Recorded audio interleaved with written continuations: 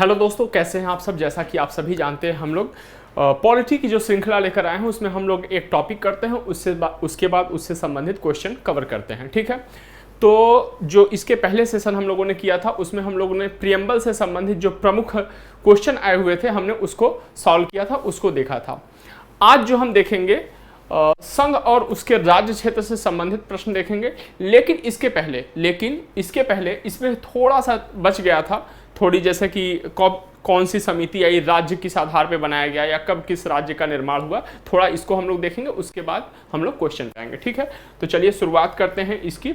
और मुझे उम्मीद है कि आप लोग अपनी तैयारी अच्छे से कर रहे होंगे और आगामी महीनों में आप समझ सकते हैं कि आरओ वगैरह की वैकेंसी आने वाली है। ठीक है, यूपी में बिहार पीसीएस की आई हुई है और बीईओ की आने वाली है यूपी में वैकेंसी, आरएएस में आई हुई है। ठीक है, तो सभी को हम लोग इसी एक ही मतलब क्लास से आपका लगभग सभी कवर होता रहेगा, क्योंकि क्वेश्चन तो सभी जगह वहीं आते हैं। ठीक है, तो जो शेष रह गया था, जो बच गया था, वो राज्य पुनर्गठन आयोग या समितियों के बारे में हम लोग पढ़ेंगे। इससे भी प्रश्न पूछा जाता है।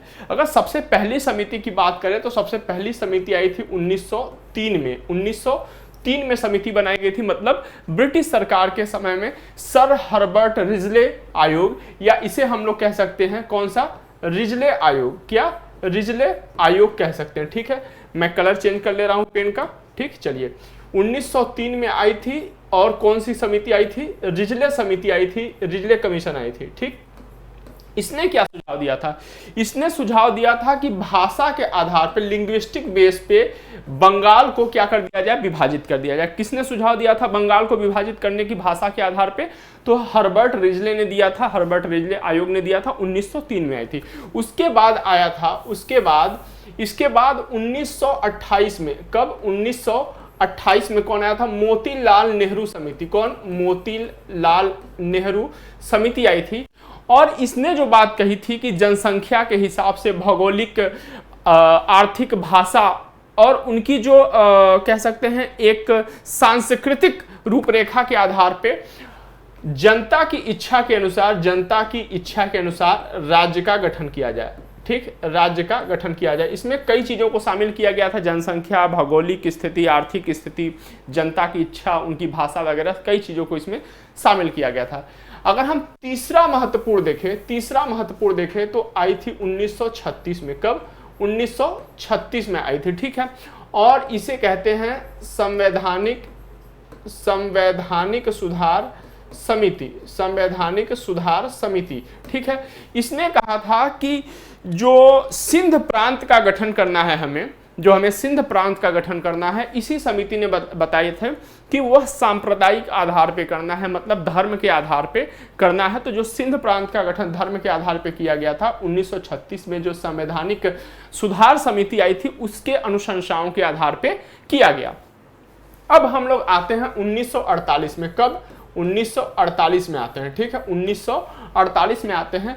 1948 में आता है धर समिति आती है। कौन, धर समिति आती है। ठीक है, और ये जो धर समिति है यह कहती है कि इसने, मतलब कि जो ऐतिहासिक आधार है, भौगोलिक आधार है, सांस्कृतिक आधार है, इन सबको ध्यान रखते हुए, ठीक है, राज्यों का गठन किया जाए, जिसमें कि आर्थिक आधार भी एक महत्वपूर्ण पहलू था। तो हम लोगों ने धर समिति के बारे में देखा 1948 में, जब धर समिति गठित हुई थी और इसकी महत्वपूर्ण अनुशंसाएं वगैरह आई थी। ठीक है, तो इसी समय 1948 में ही जेवीपी समिति बनाई गई थी, कांग्रेस की जेवीपी समिति गठित करी गई थी। और इस समिति ने भी औपचारिक रूप से यह अस्वीकार कर दिया गया कि जो स्टेट का गठन करना है, स्टेट का जो निर्माण करना है, वह भाषा के आधार पे करी जाए।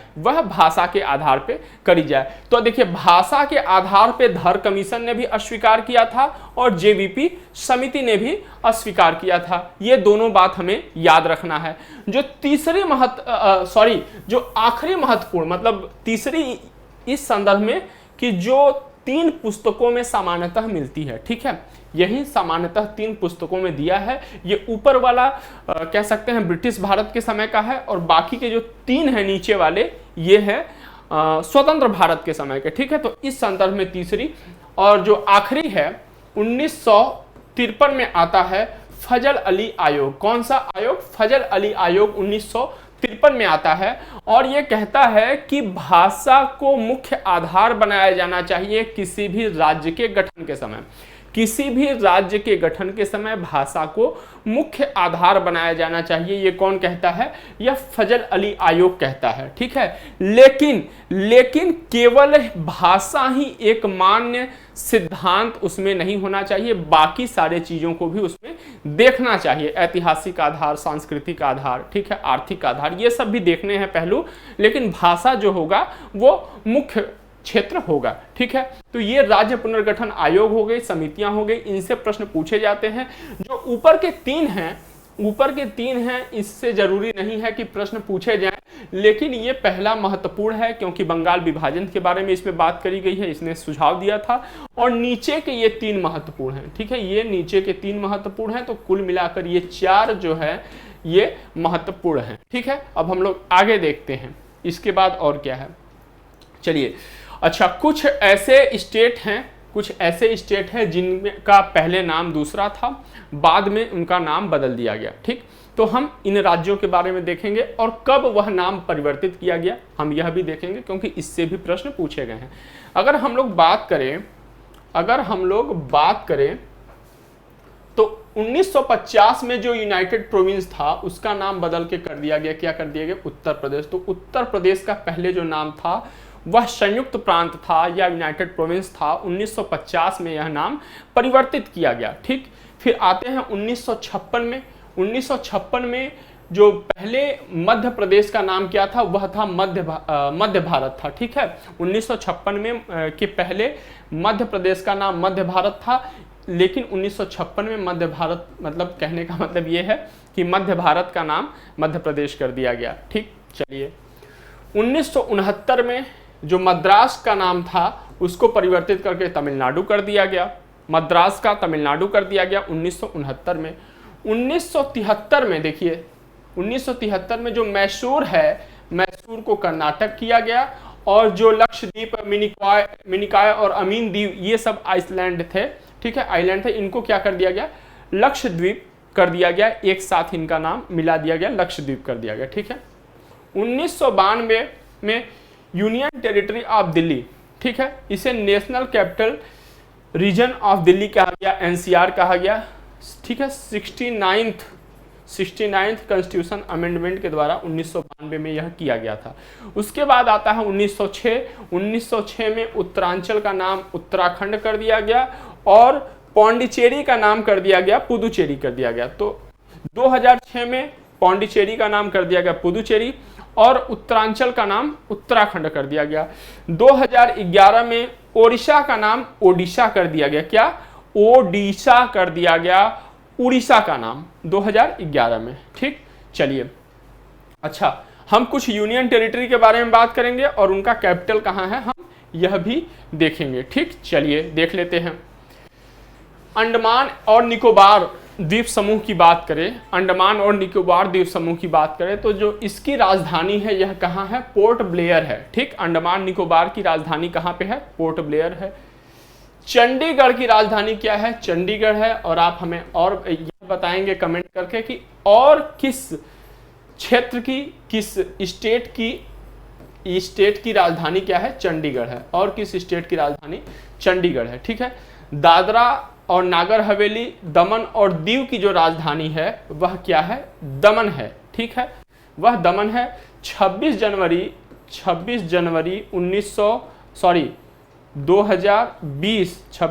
2020, ठीक है, ये दादरा और नागर हवेली, दमन और दीव को मिला दिया गया, एक में कर दिया गया। दिल्ली की जो राजधानी है, दिल्ली की राजधानी नई दिल्ली है। दिल्ली की राजधानी क्या है? नई दिल्ली है। जम्मू और कश्मीर की जो राजधानी है 5 अगस्त 2019, ठीक है, 5 अगस्त 2019 को यह डिसीजन लिया गया था और 31 अक्टूबर 2019 से यह प्रभावी हुआ। जम्मू कश्मीर जो राज्य था उसको विभाजित कर दिया गया जम्मू कश्मीर और लद्दाख में, और दोनों को यूटी बना दिया गया। ठीक है, इसके पहले ये स्टेट हुआ करता था। तो जम्मू कश्मीर का जो राजधानी है जम्मू कश्मीर की, वह गर्मियों की राजधानी या समर की राजधानी जो है वह श्रीनगर है, और सर्दियों की जो राजधानी है या विंटर सीजन की राजधानी है वह जम्मू कश्मीर है। अगर हम लोग लद्दाख की बात करें तो लद्दाख की जो समर की राजधानी है वह लेह है, और जो विंटर की राजधानी है वह कारगिल है। समर की राजधानी क्या है? लेह है, और विंटर की राजधानी क्या है? कारगिल है। ठीक, चलिए आगे चलते हैं। लक्षद्वीप की बात करें तो लक्षद्वीप की जो राजधानी है कवरत्ती है। लक्षद्वीप की राजधानी क्या है? कवरत्ती है। और पुदुचेरी की जो राजधानी है वह पुदुचेरी है। वह क्या है? पुदुचेरी है। ठीक है, तो अब ये टॉपिक यहाँ पे समाप्त हो जाता है, जो महत्वपूर्ण जो चीजें छूटी हुई थी। अभी हम तुरंत इसी सेशन में हम लोग इसके बाद क्या करेंगे? क्वेश्चन करेंगे। ठीक, चलिए अभी देख लेते हैं क्वेश्चन इससे संबंधित।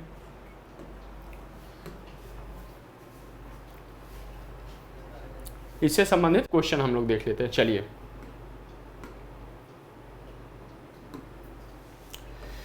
अगर हम पहले क्वेश्चन की बात करें तो पहले क्वेश्चन में दिया हुआ है संविधान हमारे राष्ट्र का उल्लेख किस नाम या नामों से करती है। संविधान में हमारे राष्ट्र का उल्लेख किस नाम या किन नामों से किया गया है, या संविधान हमारे राष्ट्र का उल्लेख किस नाम से करती है। तो भारत तथा इंडिया, केवल भारत, हिंदुस्तान तथा इंडिया, भारत, हिंदुस्तान तथा इंडिया। तो हम सभी लोग जानते हैं कि भारत तथा इंडिया नाम से इसका उल्लेख किया गया है। आर्टिकल 1 में लिखा गया है, हमारे संविधान के आर्टिकल 1 क्लॉज 1 में लिखा गया है इंडिया दैट इज भारत। ठीक है, इंडिया दैट इज भारत क्या होगा? राज्यों का संघ होगा। चलिए, पहला क्वेश्चन हो गया। अगर हम दूसरे क्वेश्चन पे बात करें तो संविधान के प्रथम अनुच्छेद के अनुसार भारत क्या है? हमने उस दिन बताया था कि ध्यान देना है, जब हम लोग पहला अनुच्छेद पढ़ते हैं, पहली आर्टिकल पढ़ते हैं, तो उसमें हमें ध्यान देना है कि जब संघ लिखा हुआ है इंडिया दैट इज भारत, वह राज्यों का संघ होगा। इंडिया अर्थात भारत राज्यों का संघ होगा।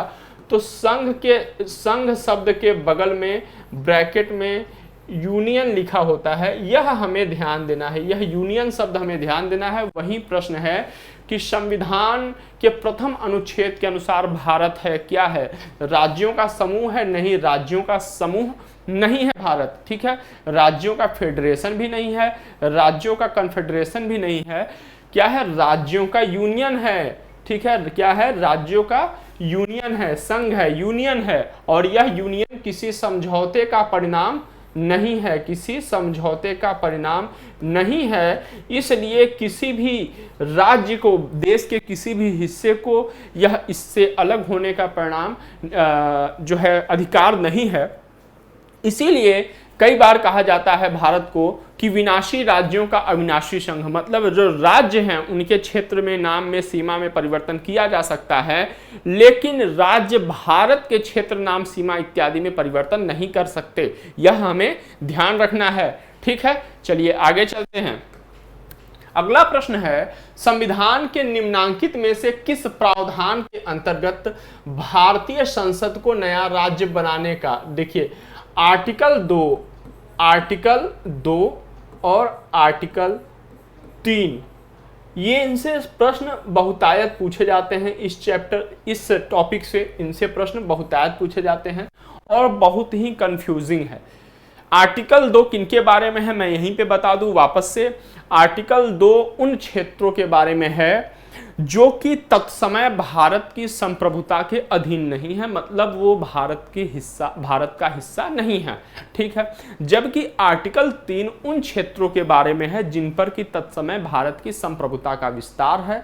कहने का मतलब वो कि वो भारत में राज्य के रूप में, संघ राज्य के रूप में वो शामिल है। ठीक है, तो आर्टिकल 2 भारत से बाहर के राज्यों से संबंधित है, आर्टिकल 3 भारत में शामिल राज्यों से संबंधित है। अब देखिए ये प्रश्न क्या कर रहा है, संविधान के निम्नांकित में से किस प्रावधान के अंतर्गत भारतीय संसद को नया राज्य बनाने का अधिकार है। ठीक है, तो नया राज्य बनाने का अधिकार, राज्यों के नाम, सीमा इत्यादि में परिवर्तन करने का अधिकार किसे है? वह संसद को है। किसे है? संसद को है।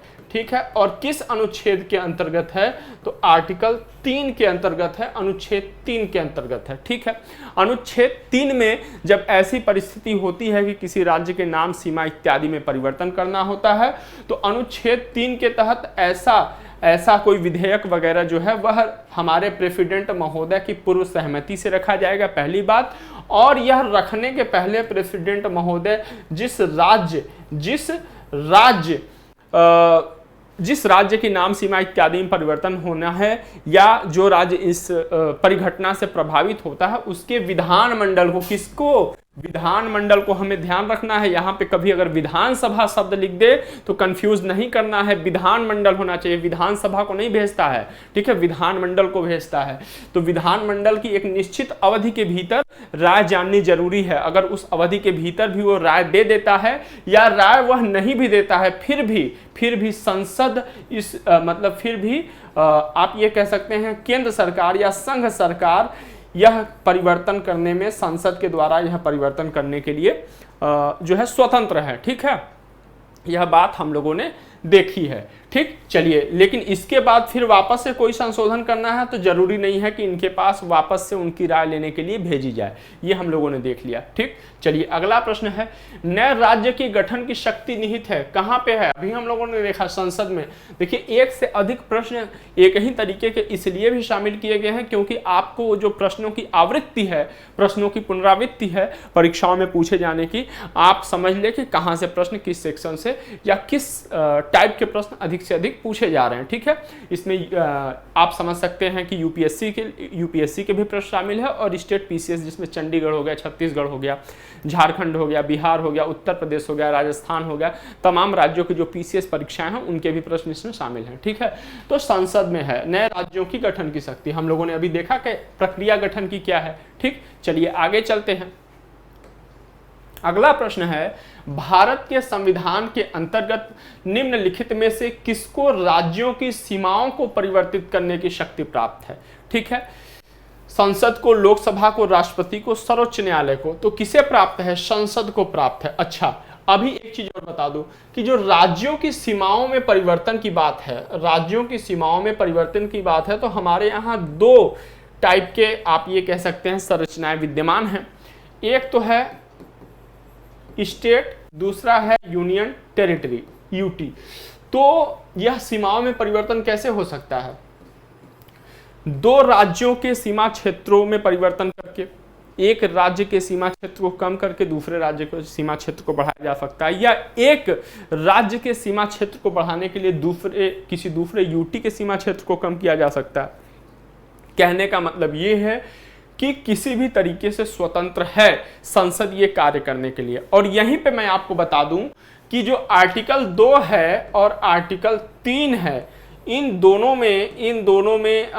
दोनों के अनुसार कार्य करने के लिए जो परिवर्तन किया जाएगा वो सिंपल मेजॉरिटी से किया जाएगा, साधारण बहुमत से यहाँ पे कार्य होगा, ठीक है। साधारण बहुमत से कार्य होगा, ये हम सभी लोगों ने देखा भी है। चलिए आगे चलते हैं। और ये जो साधारण जो आर्टिकल 2 और आर्टिकल 3 के संदर्भ में परिवर्तन किए जाएंगे, यह अनुच्छेद 368 के तहत यह क्या आप संविधान संशोधन इसे नहीं माना जाएगा, लेकिन आर्टिकल 2 और आर्टिकल 3 के अधीन हम ऐसा कोई भी कार्य नहीं करेंगे जो कि भारत के राज्य क्षेत्र को या पूरे मतलब भारत संघ के राज्य क्षेत्र को किसी भी प्रकार से कम करती है, अधिक करती है, तब तो ये आर्टिकल 2 और आर्टिकल 3 के तहत साधारण बहुमत से संपन्न हो जाएगा, ठीक है। कार्यपालिका ये कार्य कर सकती है, लेकिन अगर कम करती है तो इसके लिए अनुच्छेद 368 के तहत संविधान संशोधन करना होगा। इसके लिए संविधान संशोधन करना होगा, ये हम लोगों ने भी ये भी देखा था। चलिए, एक राज्य को संघ में सम्मिलित करने अथवा नए राज्यों की स्थापना करने की कार्यपालिकी शक्ति निम्नलिखित में से किसे प्राप्त है? प्रश्न ध्यान से पढ़िए। एक राज्य को संघ में सम्मिलित करने मतलब वह राज्य, वह क्षेत्र अभी भारत का हिस्सा नहीं है किसी भी प्रकार से, ठीक है। अथवा नए राज्य की स्थापना करने मतलब भारत के किसी नए राज्य की स्थापना करने, वह हिस्सा, चूंकि वह क्षेत्र भारत में सम्मिलित नहीं है, इसलिए इसे दो रूपों में कहा जा सकता है, या तो सम्मिलित करने या तो स्थापना करने। कि कार्यपालिकी शक्ति निम्नलिखित में से किसे प्राप्त है, संसद को, लोकसभा को, राजनीतिक दलों को या केंद्र सरकार को। तो हमें ध्यान रखना है यह शक्ति किसे प्राप्त है, संसद को प्राप्त है। यह शक्ति किसे प्राप्त है, संसद को प्राप्त है। यह किस आर्टिकल के बारे में हम लोग बात कर रहे हैं, किस आर्टिकल के बारे में बात कर रहे हैं, तो यह प्रश्न हमारा आर्टिकल 2 से संबंधित है। हम लोगों ने अभी इसके बारे में जो व्याख्या था हम लोगों ने इसको देखा, आर्टिकल 2 से संबंधित है। चलिए आगे चलते हैं। अगला प्रश्न है, भारतीय संघ के अंतर्गत किसी राज्य को मिलाने का अधिकार किसे प्राप्त है। किसी राज्य को मिलाने का अधिकार, किसी राज्य को अपने भू क्षेत्र में, अपने सीमा क्षेत्र में मिलाने का अधिकार किसे प्राप्त है, देश के राष्ट्रपति को, देश के प्रधानमंत्री को, देश के संसद को या सर्वोच्च न्यायालय को। तो यह किसे प्राप्त है, यह संसद को प्राप्त है। किसे प्राप्त है, संसद को प्राप्त है। ठीक, चलिए आगे चलते हैं। निम्नलिखित में से कौन सा कथन नए राज्यों के निर्माण के बारे में सही नहीं है। प्रश्न बिल्कुल ध्यान से पढ़ना है। कौन सा निम्नलिखित में से दिया हुआ कथन नए राज्यों के निर्माण के बारे में सही नहीं है। पहला क्या है, संसद विधि द्वारा एक नए राज्य का निर्माण कर सकती है, बिल्कुल सही कथन है। इस प्रकार की विधि में संविधान की पहली अनुसूची और चौथी अनुसूची के संशोधन का प्रावधान होगा, बिल्कुल सही है। क्यों, पहली अनुसूची में भारत के राज्य और संघ राज्य क्षेत्रों के नाम दिए गए हैं और उनके साथ उनका विस्तार का वर्णन किया गया है। ये पहली अनुसूची की बात हो गई। अगर हम चौथी अनुसूची की बात करें तो चौथी अनुसूची में विभिन्न राज्यों और विभिन्न संघ राज्य क्षेत्रों से राज्यसभा में कितने सीटों पर प्रतिनिधित्व होगा इसकी बात करी गई है। ठीक है, तो इसलिए पहली और चौथी अनुसूची में संशोधन का निश्चित तौर पे प्रावधान होता है अगर किसी नए राज्य की निर्माण की बात करी जाती है तो। ठीक है, इस प्रकार की विधि को अनुच्छेद 368 के प्रयोजनों के लिए संविधान का संशोधन समझा जाएगा। ठीक है, ये तीसरा कथन है, ऑप्शन सी है, यह बिल्कुल गलत कथन है। यह बिल्कुल गलत कथन है। क्यों, क्योंकि हम लोगों ने अभी देखा कि अनुच्छेद 2 और अनुच्छेद 3 एक साथ देख लें। अनुच्छेद 2 और अनुच्छेद 3 के संदर्भ में कोई भी परिवर्तन अनुच्छेद 368 के संदर्भों में संविधान का संशोधन नहीं माना जाएगा, नहीं समझा जाएगा। और यह बात कहाँ कहा गया है, यह बात आर्टिकल 4 में कही गई है। कहाँ कही गई है, आर्टिकल 4 में कही गई है। कैसे ये परिवर्तन होंगे, ये परिवर्तन सिंपल मेजॉरिटी से, साधारण बहुमत से होगा। ठीक है, तो इसलिए इस प्रश्न का उत्तर तो ऑप्शन सी है, लेकिन हम लोग चौथा ऑप्शन भी देखेंगे कि इसमें हो सकता है मे भी कुछ नया मिल जाए। तो इस प्रयोजन के लिए विधेयक संसद में तब तक पुनर्स्थापित नहीं किया जा सकता जब तक इसे उस राज्य के विधानमंडल, देख लीजिए यहाँ पे विधानमंडल है, ठीक है, को निर्दिष्ट कर दिया गया है जिसके क्षेत्र सीमा या नाम पर इसका प्रभाव पड़ता है। ठीक, अगर इसमें एक परिवर्तन कर दिया जाता, प्रश्न बिल्कुल यही रहता कि सही नहीं है। ठीक, एक परिवर्तन, इसमें 2 परिवर्तन किए जाते। ठीक, महत्वपूर्ण परिवर्तन, तो यहां पे ऐड कर दिया जाता संशोधन नहीं समझा जाएगा। यहाँ पे अगर यह लिख दिया जाता कि संशोधन नहीं समझा जाएगा और यहाँ पे विधानसभा की जगह लिख दिया, विधानमंडल की जगह लिख दिया जाता, विधानसभा लिख दिया जाता, तो इस प्रश्न का उत्तर बदल जाता और ऑप्शन डी जो है कि गलत ऑप्शन इसमें होता।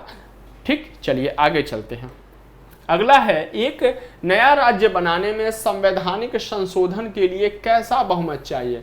हम लोगों ने विस्तार से बात किया हुआ है इस पर, पहले के सेशन में भी और अभी के सेशन में भी, कि यह साधारण बहुमत आवश्यक है इसके लिए। ठीक है, साधारण बहुमत आवश्यक है। चलिए आगे देखते हैं। उपस्थित और मतदान करने वाले सदस्यों का 50% से अधिक। चलिए आगे चलते हैं। निम्नलिखित में से कौन सा संविधान के अनुच्छेद 3 के तहत संसद के एक कानून द्वारा संभव नहीं है? मतलब नीचे जो कथन दिया गया है इनमें से कौन संविधान के अनुच्छेद 3 के तहत कानून द्वारा यह संभव नहीं है, मतलब किसी दूसरे आर्टिकल के तहत वह संपन्न किया जाता है।